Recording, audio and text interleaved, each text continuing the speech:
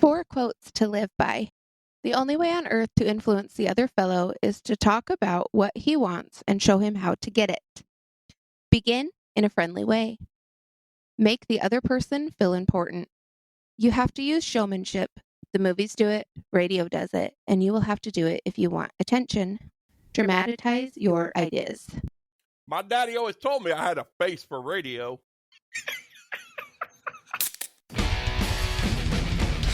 It's evil! Don't touch it! It's alive! I was with you. They're coming to get you by the power of Grayskull. This is Me? Hello, Mr. Fancy Pants. Well, hello, everybody. Welcome back to another episode of Hello, Mr. Fitzpants. And Lindy's going to keep going with this fucking Manson shit we got going on. What do you guys, what's new with everybody? This is the new shit. Oh, wrong Manson. Wrong Manson. Charlie. Another episode on Old Charles. I'm just Old Charles in charge. Charlie. You know, Old Charles in charge. you asked me what's going on, Matt, and Well, I don't rightly know. I don't know. I don't know what's going on. I don't rightly know. I don't rightly know. Goobly gobly. Goobly gobbly. I heard a stewardess scream on an airplane for the first time in my life. That was new.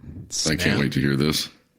Yeah, we came in over Salt Lake and hit turbulence, and like it felt like we got into a car accident in the air almost. That's how hard we hit, and she wasn't sitting down, so stewardess screamed, and Isn't that like roll one, keep everybody else calm? Well, if the stewardess is screaming, I'm losing my shit.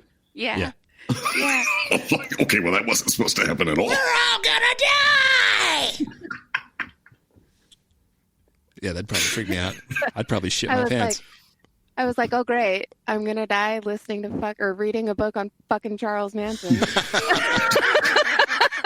I'd been searching for the inflatable raft to do some Indiana Jones shit. What a way to go! Oh shit! We're going to jump out of the airplane into the raft and ride the raft down through the snow-capped mountains until we hit the trees. Get your bullwhip out! Sorry, guys. I only have room for a good-looking blonde and a tiny Asian fella. Dr. Jones! No time for love, Dr. Jones. Fucking love that movie. I do too. Well, we're already off on a tangent. Good luck, Lindy. Yeah, This ought to be fun. that's all right. I am turning this into a 3-part because there's a lot of shit. Literally shit. Yeah, shit. And if everybody's ready, we can start the shit talking. Are you going to do a little recap, or are you just going right in? I am just gonna say that Charles Manson, unfortunately, is still going, and we were leaving Ashbury Height and headed to LA when we left off. Okay. So in LA, Charlie met with Stromberg at Universal Recording Studios, and Stromberg thought Charlie might have potential, and he set up a 3-hour recording session for him in the studio. The session was a disaster. Charlie wasn't used to the equipment or having engineers barking orders at him, and he's just used to sitting in a jail cell and playing the 3 strings that he knows, and people listen or they don't. Sounds like he should have just recorded that album at Cell Block Records. Yep. Exactly. So CV4. Stromberg got Straight outta nothing Compton. of use from the session at all. And Todd has something to say. No, he said CB4, and all I see was Chris Rock hopping out of a Jeep. Crazy motherfucker named Gusto, I believe. Gusto. So Charlie felt like Stromberg wasn't enlightened enough to understand his music, and he decided that he was going to find somebody who did. That's why you don't like it. You just don't get it. Yeah. He was not in for Charlie's personal brand of guruism. The girls were tired of feeling dirty, and they talked Charlie into finding a place to stay. They wound up at the Spiral Staircase, which was a place drifters could lodge temporarily. And here, Was Charlie it like met- the Happy Time Motel or whatever the fuck that is from the Muppet movie? That's what I'm thinking of. Yeah. Oh, to the Yeah. Happiness Hotel. Is that it? Yeah.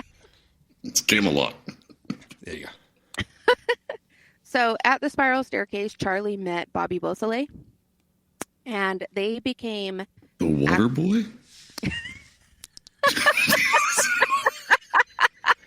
Did you just say, Ben Franklin's not the devil, Mama? You are. You are.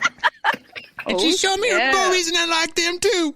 Dude. What Mama don't know won't hurt her. I'll show you my Roy Orbison tattoo. Easy, Fonz. So, The Fonz. so Bobby and Charlie actually became real friends, which was something Charlie didn't allow in his life because he only had friends. He only allowed people into his world for what they could give him. So they formed a bond called, or not a bond, a band called the Milky Way, and performed a few shows. You sure it wasn't like the That name's as bad as the fucking candy bar, dude.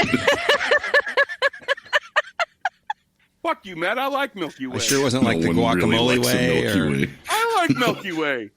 You'd take a Milky Way over a Snickers? Yes, because I don't have teeth and I can't eat nuts.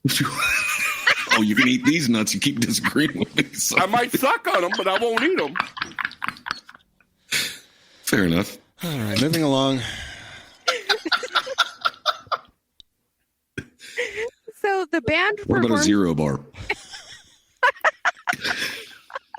Okay. All right. Okay, the band. That actually looks like a zero bar because it doesn't get a lot of sun. No, I was just waiting for her to start talking before I said more shit. Meanwhile, back Back at at the Back at the ranch, ranch. That's coming up. So the band. Mm-hmm. Okay, they performed. They performed a few shows, but after a little while, Bobby decided that he was going to hit the road on his own again. But the pair stayed in contact. Bobby also introduced Charlie to Gary Hinman, who was a music teacher, and he cooked and sold drugs. Naturally. Well, you know, he's a musician, so that makes sense. Yeah. You gotta make money somehow. So you got to pay the bills somehow. The group hung around the Spiral Staircase and Hinman's until December, and then Charlie decided that they needed to take off again. The girls were getting too used to luxuries like indoor plumbing and showers and that kind of stuff, and you know, Bobby Girls, and- Luxuries. Don't get too used to this indoor plumbing shit, okay? Don't get used Don't want you to get smelling soft good. on me. yeah. So good thing we live by the ocean.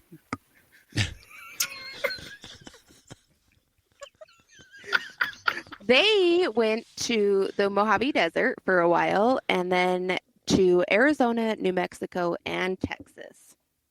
Susan got pregnant by someone in Arizona, and the group headed back to LA.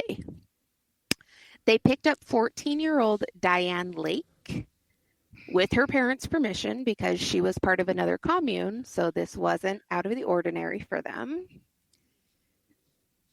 Diane All the Lake, LSD in the water, man. It screwed everybody up for a long time. yeah. Did they not mind the sun sometimes? Were they doing it down in Texas? This sounds like the Butthole Surfer song for some I reason. know.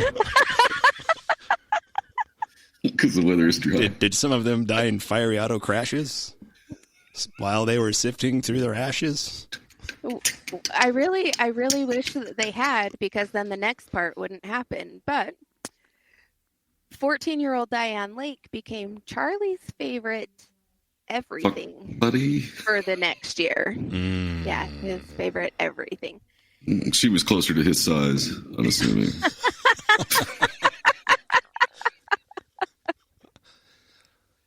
Just a little taller. Don't wear Maybe. heels, bitch. Don't wear heels. That's for the screws. Charlie continued to chase his dream of becoming a famous musician by pushing himself on people. Everyone sent him packing. Each time they did, he would beat Mary and threaten the others. It's certainly her fault. Yeah, it's Come all here, his you. Get fault. down on your knees and look down when I'm talking to you.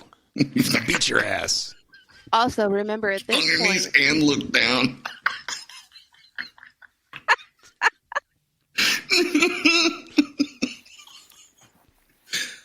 Here, buddy, you want my mixtape?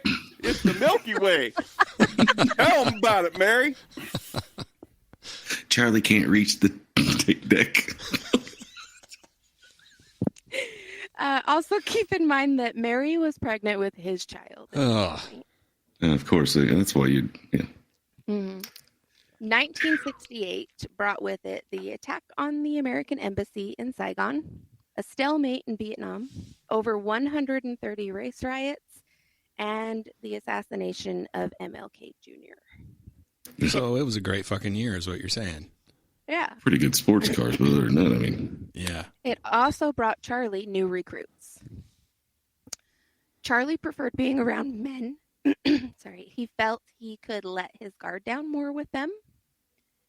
And 18-year-old Paul Watkins soon joined the group and proved to be instrumental.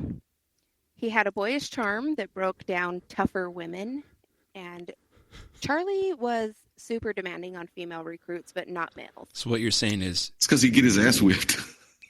man, I really like tacos, but you can't eat tacos, every night, So sometimes you gotta have a hot dog. That's what I'm saying. That's what I'm hearing. Does he get those memories from being in the pen? Probably. I'm going to bring up the movie I brought up last time. It's like, you ever been in the shower, see the suds roll down a man's ass crack, and you just be like, those are jokes. Unless Matt's telling them. So for men to join the group, they just needed to have some mechanic know-how. But for women, Charlie would isolate himself with them and break them mentally and sexually. He would quiz them about their lives exhaustively, and he would spin a web that would bind them to him by telling them and making them believe that everything that had happened was the fault of the people in their lives. Is the name of this book Charlie's Web? Yeah. He's got it down. Yeah. How do you get a spider to spell goobly goobly? He would tell them that he would love them for exactly who they were. Unless he That's doesn't how get a he would get- record contract, then he'll beat the shit out of you for a little bit. Yeah. Well, when he was done getting them to believe that they were, perfect, Charlie would demand a blowjob. And Naturally. and if the women wouldn't perform something so simple, he would just kick them out.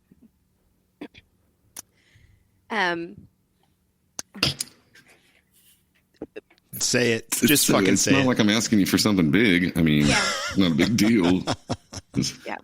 Once he was able to get the blowjob from them, then he would indulge his varied appetites on them. Charlie summoned Ruth Ann. You remember teenager Ruth Ann, who he took with him and made her get married. Yeah. Gross. He summoned her back, and she left her husband to join him. She became super instrumental in everything. Charlie's plan to take over the world. Exactly. Charlie began encouraging people to change their names frequently. Girls were sent out to panhandle, and recruiters were sent to find potential converts who hopefully had a few dollars in their pocket. Cause I got one hand in my pocket, and the other one is giving a hand job. Nailed it. I'm sorry. I'm going to shut the fuck up for a minute. Go ahead. It's a music episode. We can talk about it. It's fine. So Charlie had this super original belief that the proper role of a woman was being in the service and gratification of men.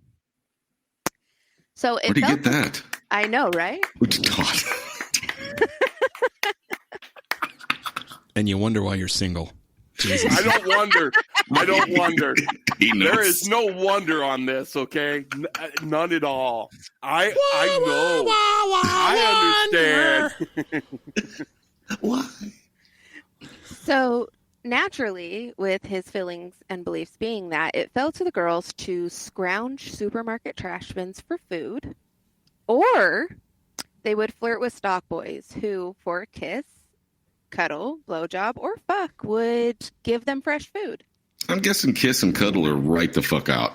How many? Okay. That was just probably just mentioned. You need some peanut butter and jelly and some bread? Shit, I got you, baby. I want to know what I want to know is what do I get for like a bag of Tostitos pizza rolls? That's what I want to know. What are those worth? They didn't have Tostitos pizza rolls back then. Well, God damn it, they should. You get Geno's. You get Geno's. I better get all three of you for a bag of Tostitos. At the same time. Dinners were taken as a group, but the women had to prepare, serve, and clean up afterwards. Naturally. Yeah. After dinner, there were group This is sessions. so awful. It's not as if they were coming home from a rough day of work or anything. Go out and make us money, then come home and cook a shit. Yeah. I don't know what this problem is. After you get stuff cleaned up, you can come back and blow me. And while you're in there, make me a pie. You don't know how hard my life is.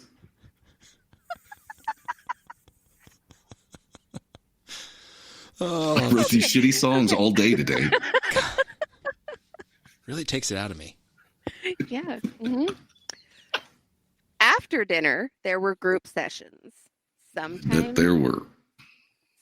they were just music sessions. Sometimes they were LSD sessions. And sometimes they were sex sessions. Boinky, boinky, boinky. Yeah. But a lot of times they were all three. Yeah. The sex sessions had to take place in a specific room that they set up just for the group sex activities. So there was and to your left through that door, that's the fornication room where we have the mass orgies in that room right there. It's there is so much incense burning in there. It's fucking preposterous. It's the cover up the smell of poo. I was getting some Rocktario vibes here. Mm-hmm, mm-hmm. So Kaufman, and just a recap for everybody who doesn't remember who Kaufman was, he was in jail the last time with Charlie. And he was the Universal Music hookup. Yeah. Right? Yeah. Yes, he was the one who gave him that name. Kaufman was released from jail, and he came to stay with Charlie. He planned to get back into show business and felt he could get Charlie some new contacts. But after about 5 weeks, Charlie decided Kaufman had to go. He hadn't produced the right kind of contacts, and he frequently disagreed with Charlie in front of the group. That was something Charlie just couldn't have. In other words, Kaufman had a bigger dick, and the girls liked him more. Charlie was able to use the events of the year to strengthen his hold on his followers and recruit new ones. He converted Sandy Good in April, which was super nice for them because she received a $200 trust check each month. Mary delivered a baby boy in April. Charlie forced her to do this at home in the care of the other girls who had no fucking clue what they were doing. And after an extremely close call on Mary's life and the baby's life, both survived.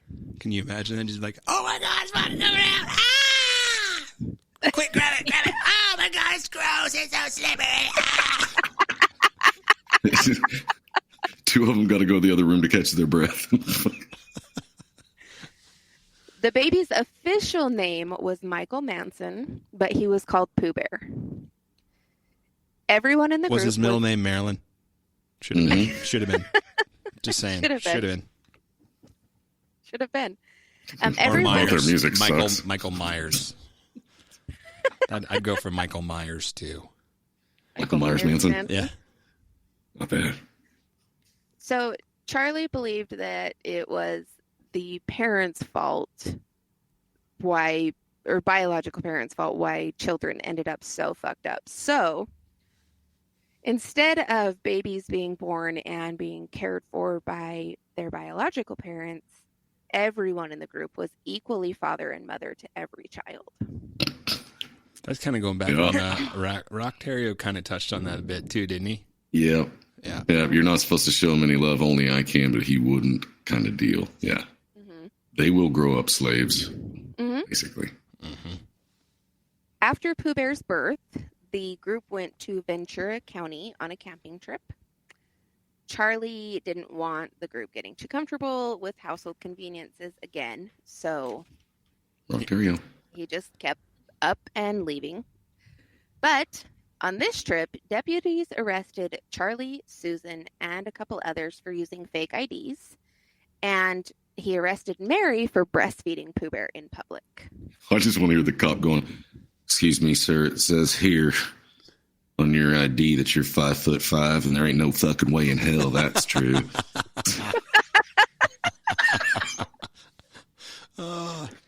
Don't make fun of the wee leprechaun. The charges that they were picked up on didn't stick this time, and they kind of weren't meant to. It was more of a way to send the ragamuffin group packing from where they were. Scare them off, maybe.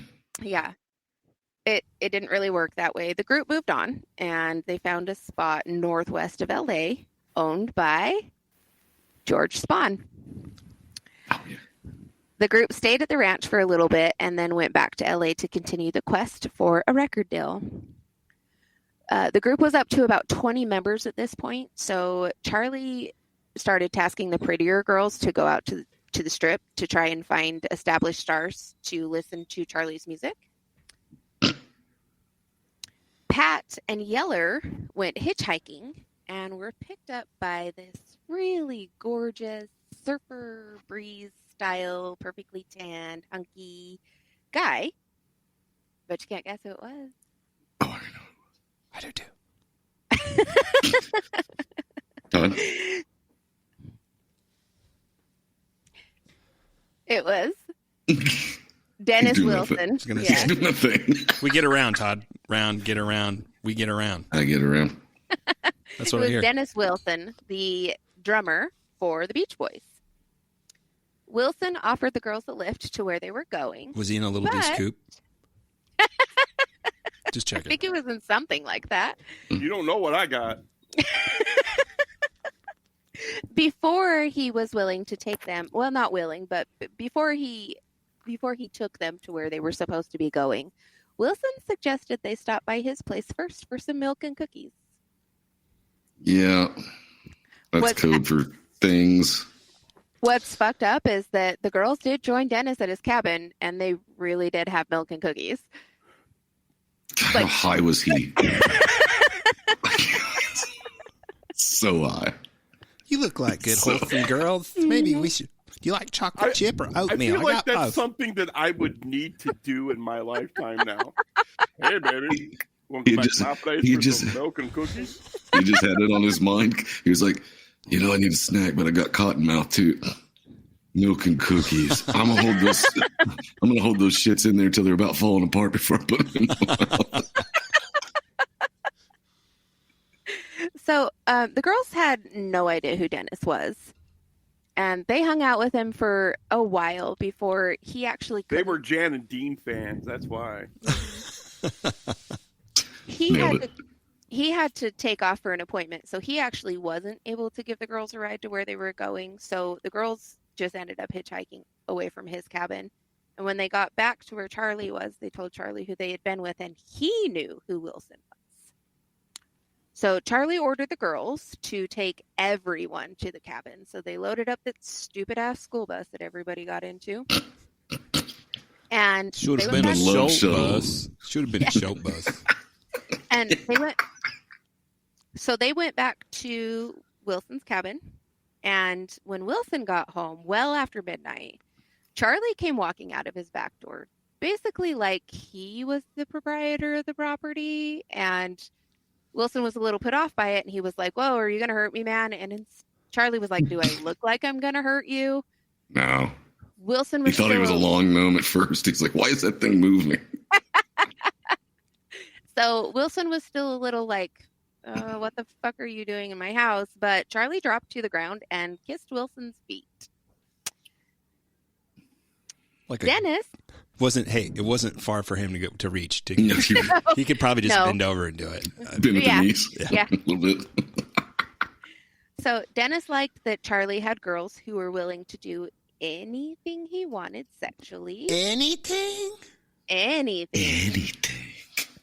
And he Oh, so okay. So your beach scene, yeah, I mean, they might have been a little bit more frumpy than your girls, but it totally would have happened. Yeah. Wilson really liked some of Charlie's ideals, and he felt that Charlie had wisdom that needed to be shared. So Wilson introduced Charlie to Greg Jacobson, and Jacobson developed a thing for Ruth Ann, and he agreed to listen to some of Charlie's music. Now, Jacobson was the second in command for Terry Melcher. So Sure. Greg Jacobson was basically like the talent scout for Melcher.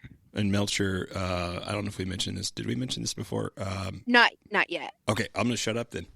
No, you're okay. So Terry Melcher was actually the biggest record producer in LA at the time. So to be second in command to anything that had to do with the Melcher name was huge. Right. He helped produce an album for this little band that was not known well at the time called The Birds. Mm-hmm. Mm-hmm. Yeah. So It was Melcher actually who made them famous. Yeah. So Wilson arranged a meeting for Charlie at Brother Records, which was actually the Beach Boys recording studio. label. They had their own label, right? Yeah. Yeah. Mm-hmm. But the other brothers weren't impressed. So Wilson continued to sponsor Charlie and let him and the girls have free reign of his house. Charlie met Neil Young at Wilson's and was able to impress him. And enough for Young to suggest Charlie to Warner Brothers Records, but nothing came of that either. Charlie figured out he needed to get to somebody higher up than the rock stars themselves, so he needed to befriend a producer. Unfortunately for Charlie, Wilson happened to be close friends with Terry Melcher. Melcher, though, didn't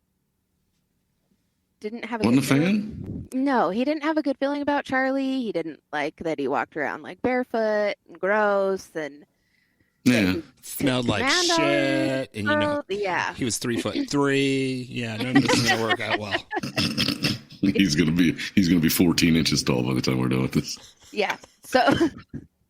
So Melcher kept Charlie at a distance. He didn't feel like Charlie's music would bring any money to his label, and he'd let Charlie tag along when Melcher, Wilson, and Jacobson went and did stuff, but Charlie was never invited to, like, Melcher had these massive parties. So Melcher was also dating Candace Bergen. And the two of them would have these huge parties at his house, and it was really hard to actually get into these parties. It was super exclusive. And it pissed Charlie off all the time that he never got an invitation. So he was actually never allowed past the gate at Melcher's house on Cielo Drive.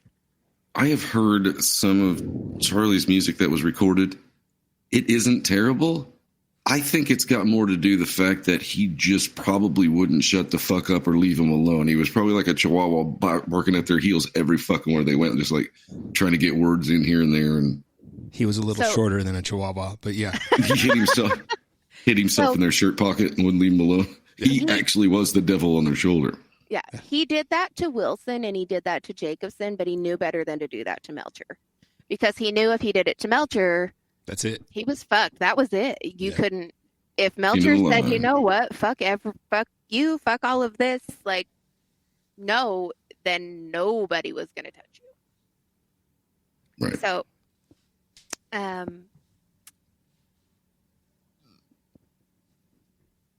Wilson kept working on his brothers, and Jacobson was able to book a quick recording session for Charlie in Vanoy, which put tapes in Charlie's hands to pass up. And then for some reason, Wilson had been hitchhiking, and a young man named Charles Watson picked him up. And Watson accompanied Wilson back to Wilson's house. And Mr. Wilson.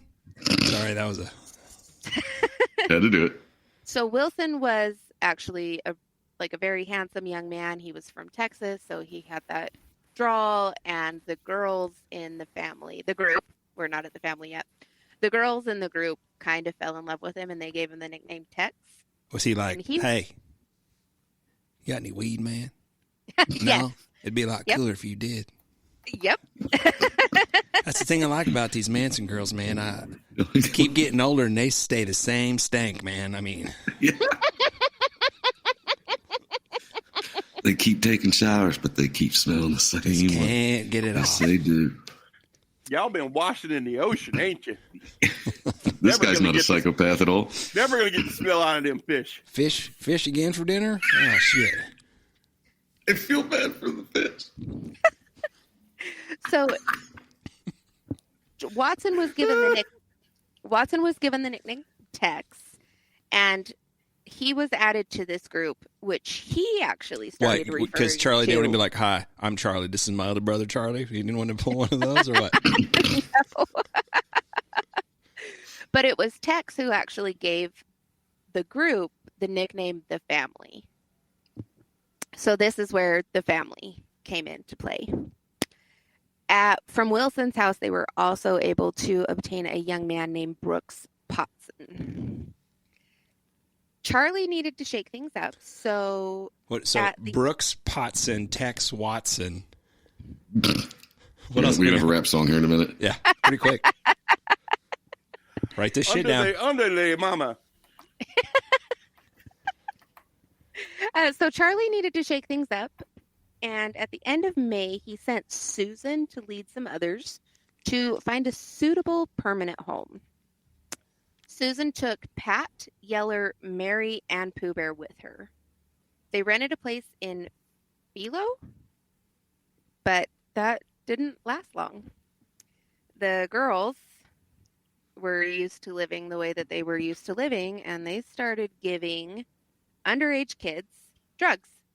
Oh, And the moms were pissed and called the cops, and the cops you'll have that. were able to actually get one of the kids while he was high as fuck to tell them where he had gotten the drugs. So all of the ladies that had been sent on this mission were taken into custody. All the shitty ladies, all the shitty ladies, shitty all the ladies. shitty ladies. And Pooh Bear was taken to foster care. They So- found him with his head stuck in a honey. Okay. I declare, Tigger. Charlie wasn't able to leave LA at this point because he was working on Wilson and Jacobson. So he was able to contact Beausoleil, and he asked him to go rescue the group. And Beausoleil agreed. He was out with 3 girls driving the coast anyway, so it wasn't a big thing for him. But Charlie and he decided that they needed to meet in person to go over the rescue plan. 2 of the girls who had been with Beausoleil when he was with the family, one was his girlfriend. Her name was Gail. And then there was another one that the family had actually tried to convert to them, and they called her Gypsy because she fit in with the family. Gail didn't, but Gypsy did. And Gypsy, when Beausoleil and Gail left, she ended up actually leaving and going with Beausoleil anyway. But they had picked up a 3rd girl, and that was Leslie Van Houten. Nice little German girl. Fun. So She's got a huge vanga. when Beausoleil had been contacted by Charlie to come over so that they could discuss the rescue mission, Gypsy had already been thinking about going back to him. And she wanted Leslie to join her. Beausoleil and his girlfriend Gail fought a lot, and the other 2 didn't want to drift around with them anymore. These guys So- are squares, man. Yeah. L7, man. Beausoleil took everyone to the ranch to discuss the rescue in person, and the rescue never ended up happening because the group was actually sentenced before they could do anything about it, and they served time. But when Mary got out, Pooh Bear was able to be collected and brought back. Oh, that's nice. I mean, at least they saved that kid. Wait, no, they didn't. No. Mm-hmm.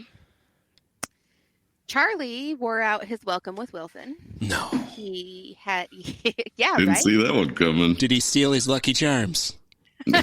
No, but he stole his really fucking expensive car. Charlie and the group were helping themselves to anything in the fridge. They were running up water bills. They were taking Dennis's clothes. They were taking things from the house. They were causing fines and things like that that Brothers Records was having to pay for.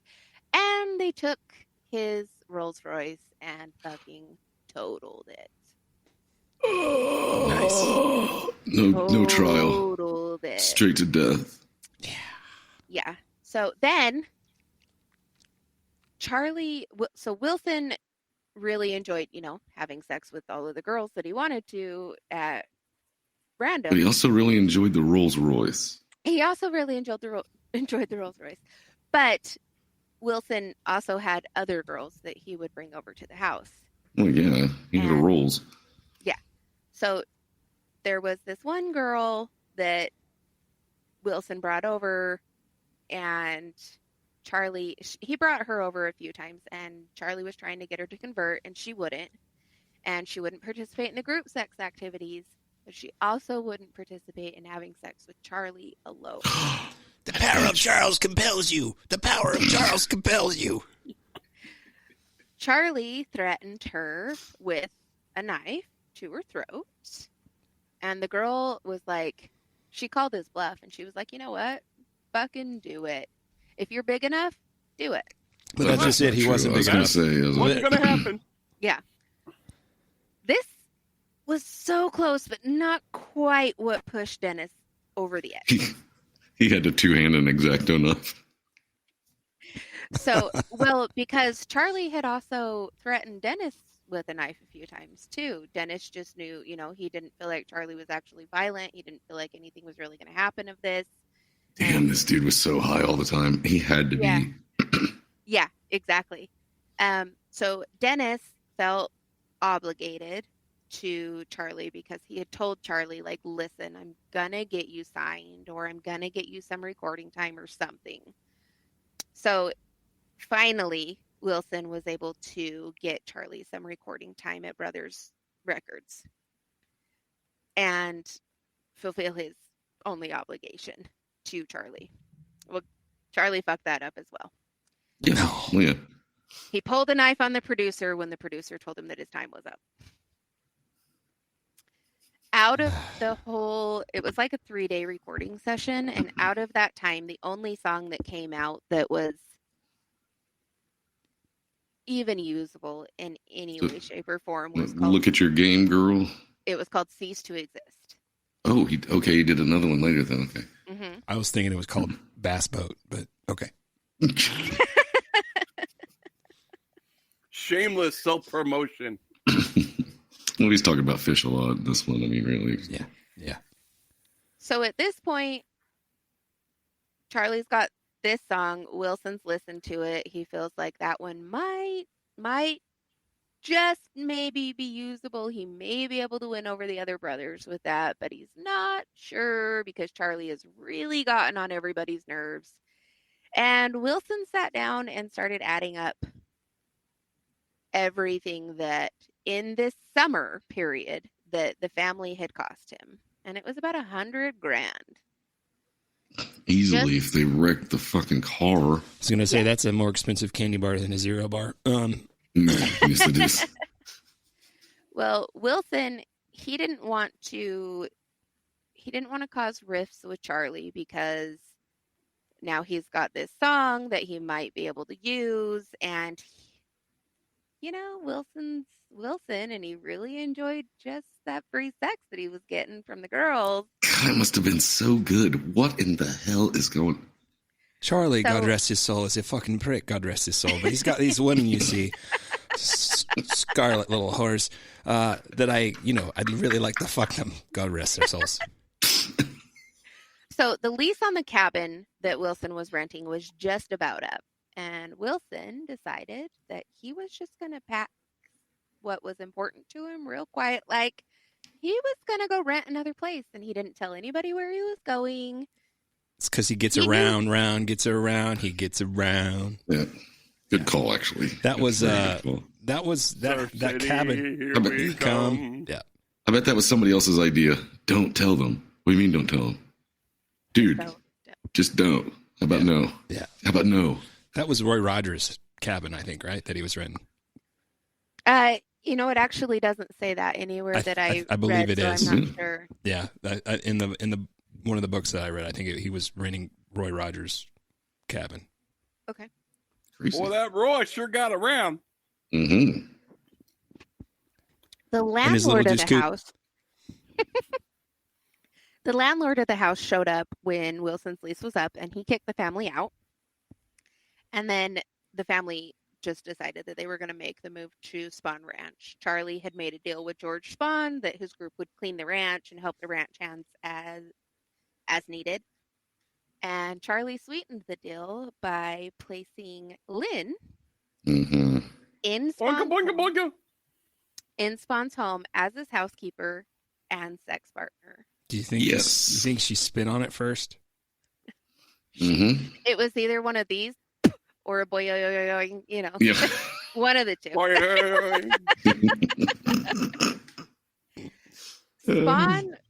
Spawn would give Lynn little pinches, and she would respond to him by letting out these squeals.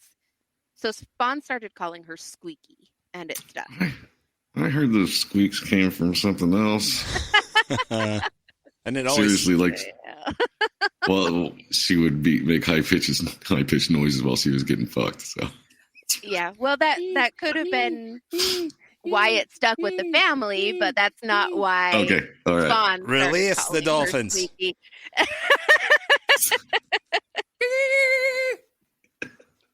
Tex was put to work repairing shacks and extending structures because at Spawn Ranch, now it was the movie studio where you would see Yeah. a lot of the Western movies from that time. But a lot of them were just like the storefronts; they weren't completely finished. So When Tex, does Brad Pitt show up here? It's like when they pretty rebuilt Rock Ridge and Blazing Saddles, where it's just Mhm. the fronts of the stores. yeah. yeah. So Tex, he repaired the shacks and then he extended all of those structures to actually make them whole buildings.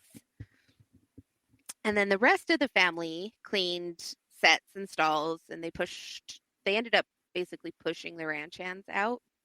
So they were the only ones there to do anything on the property. Go on now. Get out here. Go on. Yeah. So they were doing this, and obviously the girls still had to go out and panhandle and do all of this stuff. And at the same time, they were recruiting people because Gypsy's now kind of back with the group, and she's Charlie's like biggest recruiter because she's pretty good looking. And this guy in this car drove past her, and she like waved to him, and she had all of this hair under her arm, Mhm. and it was like super sexy to him. So she jumped in the car, and it turned out to be Brad Pitt. Yeah. Sweet. So and that's total bullshit if you haven't seen. I like that version better, but okay. I like that version a lot better too. Once upon a time. Yeah, if you haven't seen Once Upon a Time in Hollywood, it's fucking good. Holy Go shit, watch she's it. seen a movie. See, finally.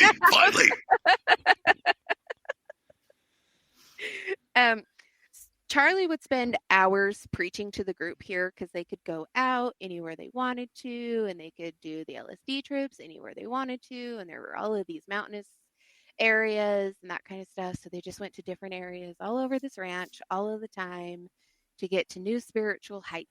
Somebody poisoned the water hole. And then There's a snake in my boots.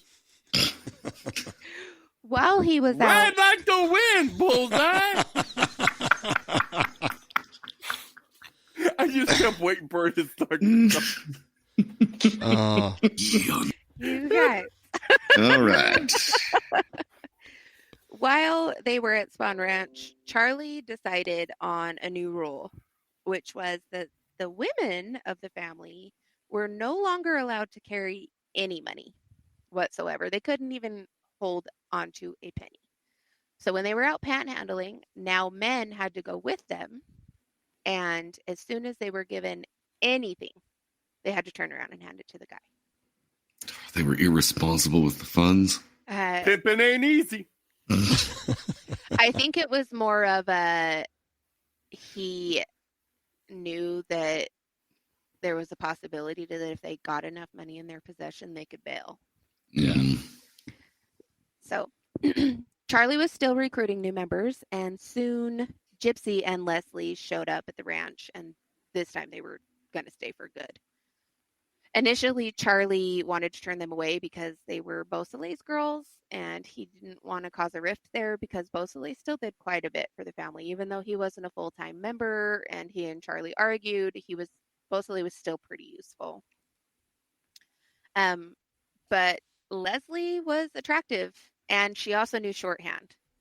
So her job And, you know, when you're a short man, you need that shorthand. You need a shorthand. Get them short jobs done, if you know what I'm saying. Her job was to follow Charlie around and write down song lyrics and any sounds that he made. Exactly. She'd probably get beat when he couldn't understand what the fuck it was coming out of his own mouth, and she's trying to write it down. Bitch, blah, blah, blah, blah, starts with a fucking W. God damn it. What's this trash? Charlie expected his followers to stop what they were doing because now remember, he's Jesus about to ruin. reincarnate. Well, yeah, of course he is. The everyday style that you're that you used to. Yeah. So they had to stop whatever they were doing when they saw him, and they had to pay attention to him. Did they collaborate and listen? They tried because he required them to flawlessly imitate what he was doing. And if they couldn't, they were firmly chastised. Red light, green light? But Charlie was also super good at knowing when someone was about to break. And he would go to those people who were at their wits' end and starting to think that Charlie wasn't, the greatest of people. And he would do one-on-ones with them. And he would do Charlie things, and he would get them back to loving him all over again. You see, because I'm an angel, and you need to listen to me because I'm a fucking angel, man. I'm only hard on you because you're better than all the others, and I think you need to set an example for them because the rest of them are pieces of shit. That's why I'm hard on you. Some bullshit like that, I'm assuming. Yeah. I'm going to say this next line, and then I'm just going to lift up my microphone for a minute because Uh-oh. This is real. Susan delivered her baby in October of that year, and the baby's name is Z-Z-C Zadbrick. How's that again? What? Z-Z-Z-C Zadbrick. That's something Charlie said is a song lyric. And they were like, oh, I feel that. Write that one down. Yeah. Are you mad? Do you feel like felt like that would be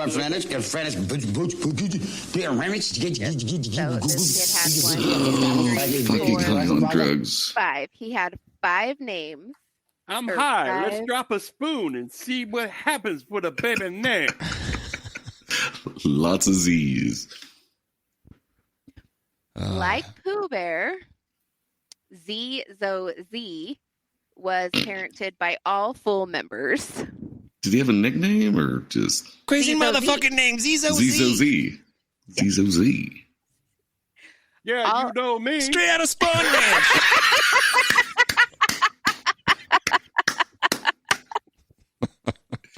Nicely played. I'm Z-Z.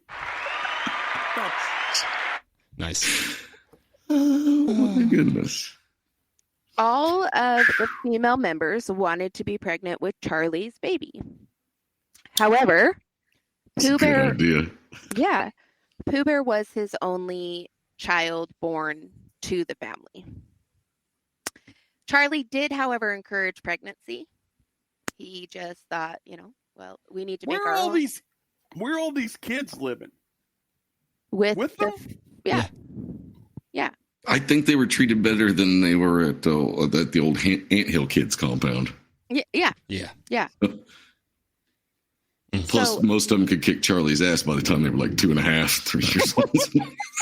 Like literally, I mean, their feet would go that high because he was a wee leprechaun.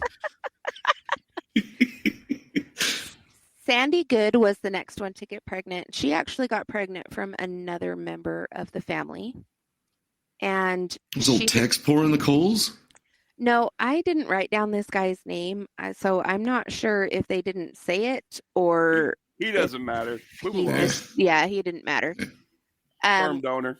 She Irrelevant. also lied and said that they were married so that she could get welfare, which benefited the family. Because, well, Charlie hated all of the norms of marriage and this and blah, blah, blah, blah, blah, and government and all of this. He sure should appreciated their money. Yeah. Yeah, he hated when other people took welfare too, but he was okay with taking a little of himself because it wasn't actually him taking it. So these bitches I take care of got to take welfare, so I guess I'll take a cut of that because you're not allowed to hold any money. Exactly. Charlie didn't allow This makes me so angry. He was a real stand-up guy, but, you couldn't tell he was standing up. He was sitting down talking to us, and then he stood up, and we couldn't even fucking tell the difference. He has to be Jesus. It's like he was floating. He was just levitating there, I swear to God. Charlie didn't allow calendars, watches, or clocks. He felt that everybody should be in the know or not in the know, in the now, and they shouldn't be reliant on gadgets for what the truth was. Mm-hmm. He didn't allow glasses, like reading glasses, like prescription glasses, because they weren't natural. And you were put on this earth the way that you were. Well, supposed Charlie, I'm to pretty be. sure anal sex is not natural either, but you've partaken in that as well. It's like, That don't make no babies. We need the babies. you son bitches, if I have to be this short, then you can't see. As soon as anyone was permitted, or as soon as anyone requested to join the group, the family, glasses were taken. Wow. A lot of people developed like squints and that kind of stuff, and were permanent. Charlie's like, ain't I better looking now? You can't handle the truth. You can't see the truth, man. Charlie also didn't allow books, except he himself had a copy of the Bible. So that they could get what he took from it. Uh-huh. Oh, wow. Way to go. As a show that authors were bullshit and fucking liars and pushing an agenda, Charlie would often just burn books. He got that from Mein Kampf. He's a real Zig Heil motherfucker. Yes, he is. He's an equal opportunity offender. He hates everybody. He just takes what he wants from everybody, throws the rest away, and says, "Fuck you, you're wrong." Yep. But that's mine. No, fuck you. That's mine. You're wrong. I told you. Now here, put this in your mouth and chill out. Pretty soon, there were so many rules that Charlie started to contradict himself, like often. No. Right? You said pretty soon? Didn't see it coming. Like he hasn't been doing it the whole fucking time already? Well, he did it enough Well, you now mean to that tell me those other bitches people wasn't- noticed. Those bitches wasn't writing everything down that I told them and making sure that they kept me on track? Time to be a bitch. Yep. New rule, people. Do as I say, not as I do. Yeah. The biggest ones that people started to notice was Charlie hated Jews. He preached that they were evil. Shocker. Didn't And see it coming. but I really, really liked this guy up until this point, but Did you? This Right? is the fucking straw right here. But he That's it. presented himself as Jesus reincarnate. So how the fuck could he hate Jews and be Jesus? Haven't you Well, heard you're about this trying to new push group, you. Jews Against Jesus? Lindy, you're trying to put, common sense into this, so just leave that out. Just leave that part out. I just want a T-shirt that says JAJ. Oh, Another major thing that people started to notice was that during the LSD sessions, which, remember, these were supposed to be explorations to the outer reaches of your mind. You were supposed to be free. You were supposed to explore. You were supposed to do all of these things. Charlie started setting people down where he wanted them to be. And, newcomers to LSD frequently move.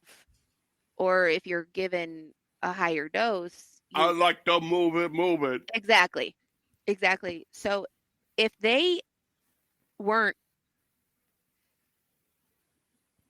able to give him stay, 100% of their attention.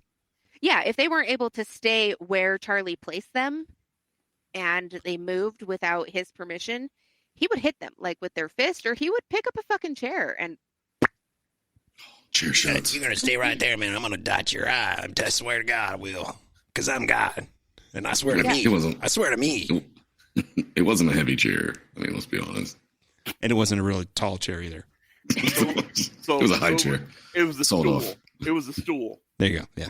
He'd stool him. It was a toadstool. He perched himself upon to breathe. Don't look over there. That's where I keep me pots of gold. Look right here at me. Charlie would explain that if he seemed to be violating his own philosophy, that just meant the followers weren't smart enough yet to understand what was going on. And Oh, that old Jim. Yeah. Okay. And finding something that appeared to be a flaw of his was really a flaw in themselves. Well, he's got the bases covered, doesn't he? I believe so. Oh, yeah. Just, The group accepted that they were stupid, and the beatings and teachings were Charlie's gift to them. I accept it and believe it too now. For the 'Cause, great or you were good. stupid. It's the great or good. So stupid. Jesus. I mean, JC, man. That's what you call me. You call me JC. Wilson, unable to stay the fuck away, It's all the free poon, man. Yeah, hey. It's like Poon Tangeray, man. he showed up at the ranch. He genuinely liked some of the family, and I bet he did. he loved rolling around in the hay with the girls. There you go. He told Charlie that the Beach Boys planned on recording Cease to Exist. Charlie thought for sure that he was going to make it because Melcher actually showed up to the ranch also. But Melcher showed up because he really liked Ruth Ann. Jacobson also started I know how coming this to cover the goes. ranch. Yeah. Jacobson also started coming to the ranch. And Because- coming at the ranch. Yeah. But Jacobson felt Charlie was marketable, just as they wanted to do a documentary on him and the family. So that's how he felt that they were marketable. He didn't believe in Charlie's music, but he wanted to get a film crew out there, and Charlie just didn't want it. That dude saw gold. Yeah. Well, yeah, he's a wee leprechaun. He's got a pot of it. Yeah. Fuck. Walked right into that shit. Damn. To get the drugs, the LSD, the weed, that kind of stuff, Charlie allowed bikers to drop by the ranch, and they would help him fix motorcycles and do that kind of stuff, and they would hang out with the girls. But It basically boiled down to everybody fucked his girls all the time. That's how he got things. So yeah, he didn't lift a finger for nothing. Rocktaria. yeah. I want to make a. You got Jim Jones and the whole "don't drink the Kool-Aid" shit, but yet Man, that Poontang Get you every time. That is, yeah. I'm not gonna forget that one. That's a potent. Tanqueray. That's a potent punch, isn't it? I believe so. Yeah. It'll really get you. Now a new fish flavor. Charlie actually didn't really like the bikers hanging around because they drank alcohol. And they were big. Yeah, and Charlie didn't allow alcohol. And tall. because It wasn't a free spirit drug. It was a violence-causing addiction, basically. It's from the guy who beats women when he can't write a song. Yeah, I think we've hit the first episode where Lindy's like, seriously, like, just shut the fuck up. Okay. Right. No, you guys did what I asked. We're at an hour, and I still have like 3 pages left to go. So perfect. All right. Sex with outsiders became a daily thing for the girls. Charlie would force them to line up and then go with the guy and do whatever the guy wanted. If the girls refused anything that was asked, Charlie would punish them by making them strip naked in front of the family, and then he would ridicule them. You got little titties. Okay. You got a hairy bush. Brock. You got a flat ass. Look at them cankles. You got knobby knees. But I like them eyes, bro. You got pretty eyes. Next. Charlie's song Cease to Exist was morphed into Dennis Wilson taking full credit for what he turned into Never Learn Not to Love. So that was what the Beach Boys turned that song into. Yeah. Never learn not to love? Yes. Yeah. Okay. Charlie didn't really know that this had happened, and currently he had a fuck ton of other problems because the family were doing things that Charlie hadn't authorized. Susan was taking off with the bikers, and girls were inviting bikers to stay the night with them. There was one guy who had stayed the night with Leslie. Charlie ran him off, and the next day that guy showed back up with a group of other bikers, and they tried to get Leslie to leave, which, had she left, would have caused a huge fucking spectacle for Charlie. Charlie ran him off. Did he have a weapon? Did Charlie have a weapon? I don't know. Or are these mini bikers? I don't know. Was this like a... They'd have to be like fucking super mini bikers.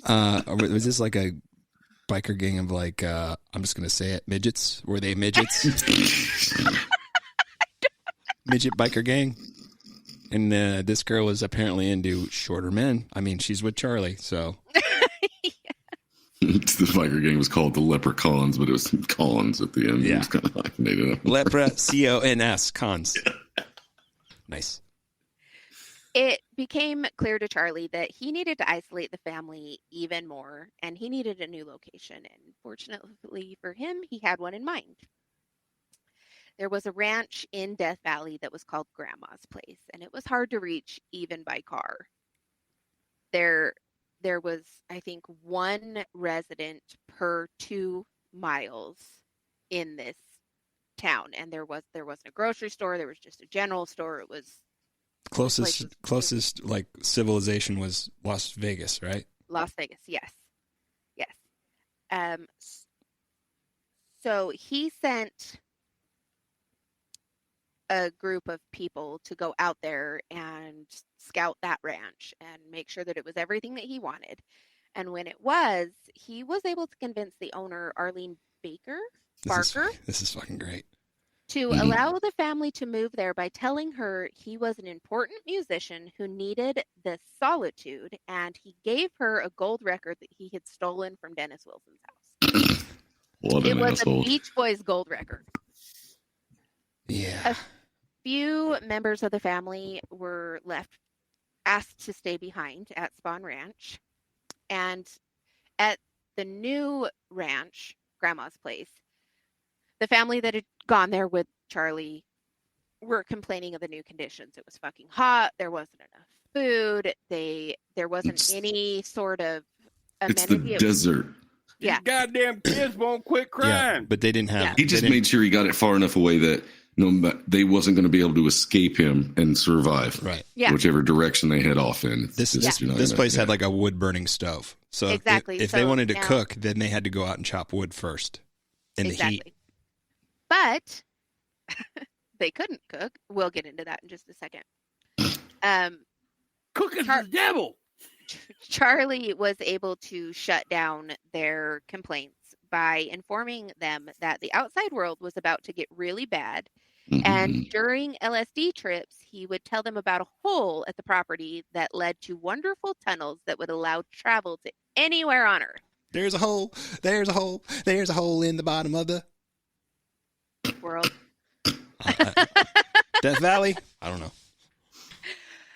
Charlie? Is this Holes- where the holes in the lizards world. came in? Is this It where could the spitting lizards came in? Transportation to anywhere. Oh, wait, yeah. whoa. Wrong holes. Wrong holes. Wrong holes. Different, yeah.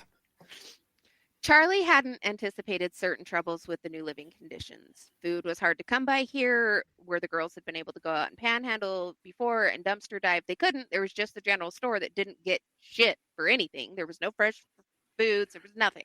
Just a geographic anomaly. 2 weeks from everywhere. So he either had to drive. I'm a dapper damn man, damn it. He either had to find a way to get the girls into town so that they could go and scavenge enough food to get them by for a few days, which was difficult because you need money for gas to get anywhere, or he had to come up with money to pay for actual food supplied by the general store. So he started to allow the girls, a couple of the girls, just the ones that he trusted, to go panhandle around Vegas. But that wasn't going to work for him either, because what's Vegas? A hotbed of temptation, right? So drugs were also in short supply. Charlie decided that he fucked up here and he really needed to get the family back to Spawn Ranch.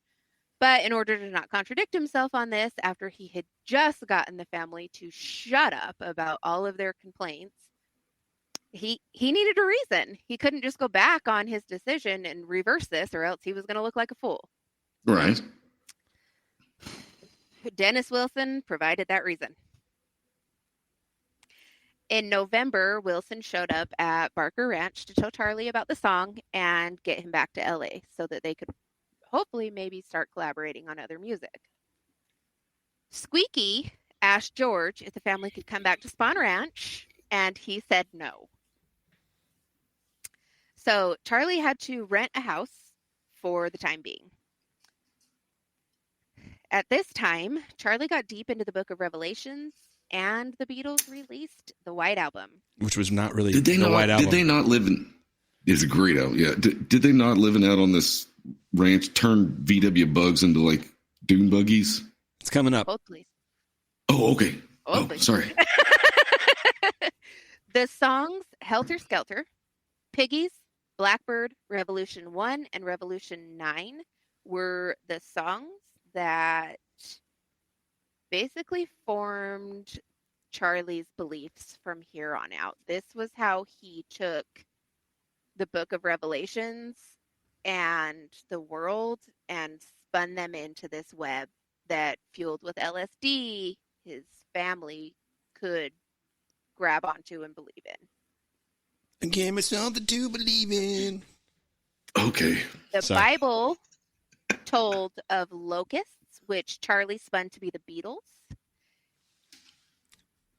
That's a fucking stretch, isn't it? They're bugs, aren't they? I Yes. suppose so. It told Fair enough. it told of a race war where blacks took over, but couldn't manage the world once they had it.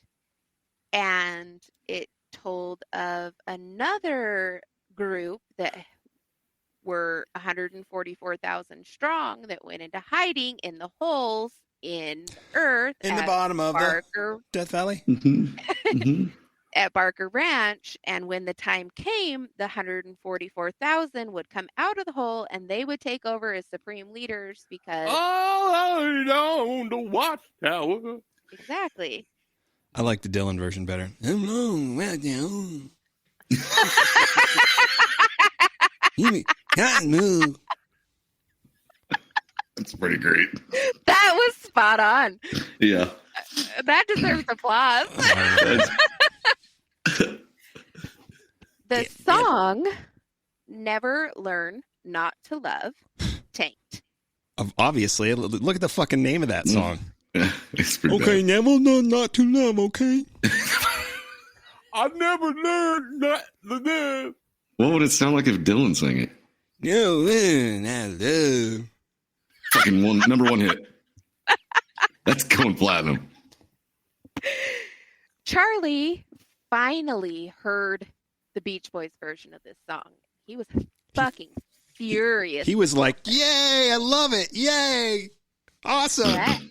Let's do another. Oh, no. So he was furious with Wilson because in the beginning of all of this, he told Wilson, if you need to, you can change the music, but do not change my lyrics. Which was the first thing that the Beach Boys did, was change the lyrics to the song and the title. Not only that, Wilson had taken full credit for this. Fuck he yeah, he didn't did. put Charlie as a writer or anything on any of Motherfucker ate up $100,000, so. it. That's exactly He how wrecked his Wilson car. felt. That's exactly Suck it, man. two of Wilson's cars. Two cars. Now, it didn't tell me until later that they had wrecked another of Wilson's cars. Yeah, there was So, the Rolls, and he there actually has. was an Italian car. Ferrari? It was a Ferrari. A Fiat? What? No, a Ferrari. A Fiat? Ferrari. No, not that kind of Italian car. But because Wilson was Charlie's ticket to Melcher, Charlie had to act like nothing was wrong. I love that. That had to kill him inside. Melcher, so I'm going to kind of go over this really as fast as I can. Melcher was in a debacle because his stepdad had died, and it turns out, so Terry Melcher's mom was Doris Day. You don't And- say, Doris Day. Mm-hmm. It turns out that her husband, before he passed away, Doris Day had placed all of the financial stuff in his hands, and she thought that she had money because, it's a Melcher and Doris Day.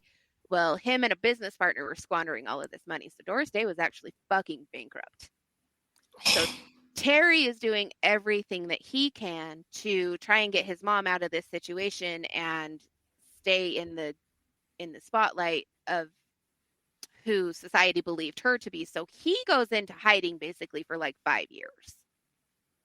So Melcher never ends up listening to any of Charlie's stuff, and He missed out on zero things. He melched on it. Yeah, but Is that where they came from?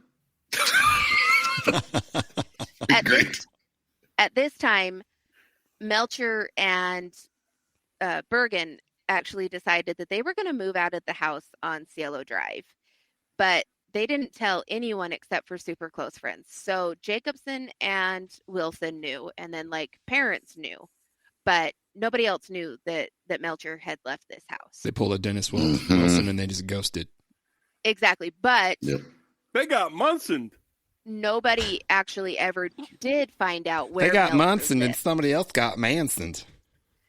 Yeah, somebody's about ready to. At the time that Melcher was moving, Charlie actually decided, fuck George Spahn, I'm moving the family back to the ranch anyway. So he moved back to Spahn Ranch and gave up the house. Charlie also started teaching the family desert survival and how to use weapons.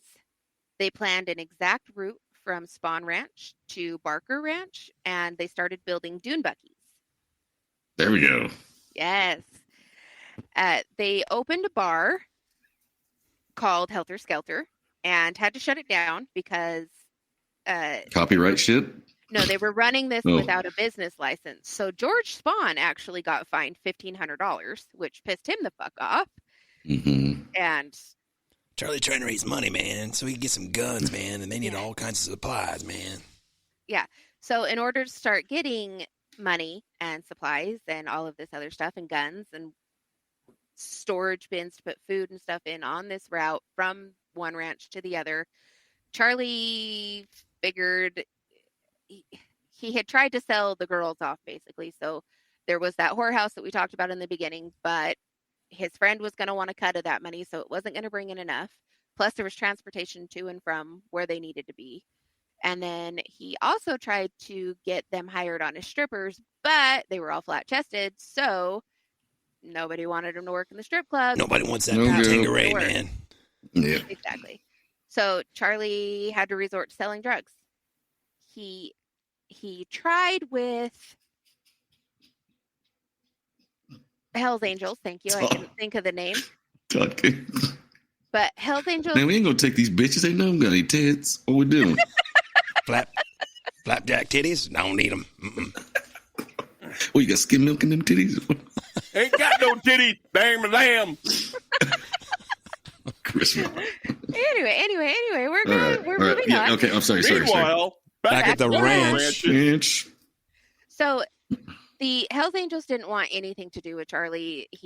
They were making a name for themselves, and he was this low level nothing, and they were like, "Go fuck yourself. We don't know." Very low level. Yeah, but he he was able to hook up with the straight Satans. Opposed to the homosexual Satans. I guess. And to do this, they were helping him sell drugs. They're straights instead of squares, man. Yeah. Okay. That makes sense. The biker gang started spending a lot of time at the ranch. And at this time, Charlie had been really careful to keep racial slurs and his hate speeches to himself. Good But call, probably. yeah, because he's preaching free love, right? But the biker gang is not doing this. And they are calling every other race every derogatory slur that they possibly could, which is pissing the family off because that's not what they're about. You right? mean like honky? Yeah. I think we can say Mhm. that. We can say that one. Yeah, I think we are can say we're that allowed to. Yeah. Because it's not like Charlie's view of Come on, Cracker, black people hurry are going up. to take over the world. Black people are going to take over the world, but they're not smart enough to run it after they do. Yeah, because Right. that's not racist. But this guy is saying the N-word. So Charlie had to explain to the family that in order to keep the bikers around, pretty soon he was going to have to start participating in this stuff as well. But Uh-oh. all I'm he not needed, really a racist. I'm just saying it to fit in. yeah, Yeah. this is all an act.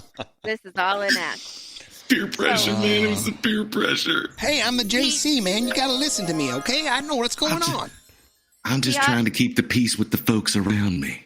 He also explained to the family that the only thing that he saw was that races shouldn't mix because human beings are a garden, and if all of the flowers germinate together, eventually they will only be one kind of flower, right? So that was his way of describing his views without seeming racist. You should have listened Isn't more that the Bob definition? I mean, basically. Marley. One world, one love. Let's get Seems like together. I'm not racist. I just think that all races should stick to themselves. 'Cause Yeah. What? Yeah. Yeah, exactly. I don't mind if you sleep with the other racists. You just gotta let them put them in the butt because you can't have a baby. Let's go. Let's go with that old Bible loophole. The Poontang Carey is only for the white people. Oh my God. So the bikers also started causing other problems with the family because the bikers, that particular group of bikers. You they mean the weren't non-homosexual Satan Yeah, people? Straight Satans, yes. yeah, straight Satans. They didn't give a shit what kind of drugs that they were doing, and there were a few people in the group who really, really, really liked the extra drugs. So there was speed, and there was, all of these new drugs that are being introduced into the family. Cocaine. It's the first time any of those girls had cocaine. They were like, I love this guy. Yeah. Giving me this sweet, sweet thing. Yes, yes. So Charlie knew that he was starting to lose control. And obviously when Charlie's frustrated, he goes into rages and he does stupid shit in his Like tantrums, beating like girls. beating people. Except this time he tried to beat up his number one follower, his disciple, Well, Tex? Tex. He tried to strangle Tex, and Tex decided that he was going to play Charlie's own game against him. So Tex actually stopped fighting him and just let Charlie do what he was doing, which caused Charlie to stop. And in this moment, Tex realized that Charlie wasn't free-loving after all, that Charlie actually wanted to kill people. Yeah. And this, ladies and gentlemen, is my segue into where we start next time. Sweet. And by segue, she means cliffhanger. Yes. Dr. Rocco needs some cocaine. Yes. Before we go, I did want to mention, you mentioned Blackbird, and I remember reading this portion. I think we've read the same book, I believe. Uh-huh. He said that Blackbird was the Beatles describing how the African Americans were going to take over the world. Have you ever heard the song Blackbird? Yes. No, but he hadn't either. Not like through clear ears. I guess. I don't know. I mean, Jesus Christ. Jesus so fucking one Christ. of the things... He certainly was. Charlie Manson. Wow. One of the things that Charlie did for how he came about getting the direction that he was going to go in with these particular songs was he set everyone down with LSD and he would ask them their opinions on it, and then he would kind of steer it the way that, obviously, which is what he did with most things, but yeah, he was able to take snippets from each person's whatever and build this because everybody had chimed in on this as a group. So there was no way it was too far-fetched for this to really happen. Till those damn bikers showed up with their nicotine, Valium, Vicodin, marijuana, ecstasy, and alcohol. Yeah. Cocaine. Yes, exactly. You're over, Charlie. Sorry, Charlie. That's where that came from. I don't know if you guys knew about that, but. Sorry, Charlie. Sorry, Charlie. You have no cocaine. Pussy. Well, shit, pass the poontangeray, man. All right. Matt, wrap it up. Oh, shit. They probably should have. Poor kids with their fucked up names. No wrapping it up. It's unnatural. Unnatural. Oh, my goodness. Thanks, guys, for tuning in for another episode. Lindy kicked the shit out of this one again. That was fun. Should not tell us at the beginning to say whatever we want at any time we want to, like Zach does. Poontangeray! But thanks for listening. So, yeah, rate. If you're going to, please do 5 stars. Say great things about Zach and how sweet he is, and Todd, and how much you love him. And Lindy's awesome, and I'm just the greatest thing ever. Just, anything, or just say fuck it. I like pizza rolls and fuck Sony. Just real quick. So far, I'm the favorite. I just want you to know this. Well, that's welcome. Lindy's my favorite. 5 stars. I love Lindy. Boingy boingy would be funny. Yeah. Or cocaine. Yeah, that'd be good. 5 stars. Yeah. Or just Dr. Roxo, I'm a rock and roll clown. or just even a yeah. That'd be fine too.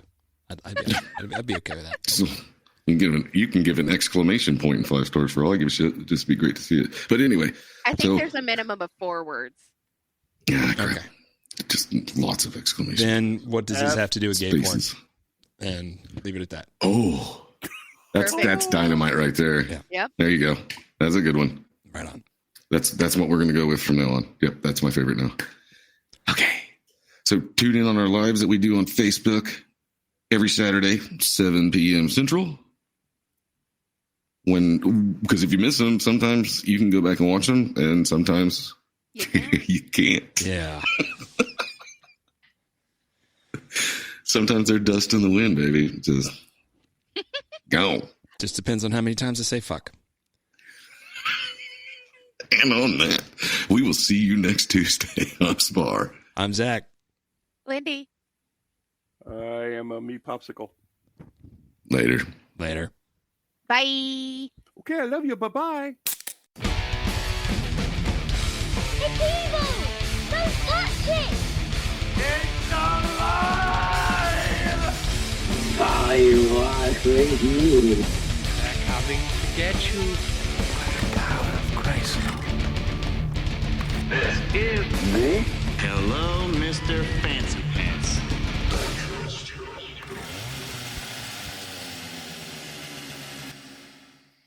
See, the thing I like about these Manson girls is, man, they smell like shit.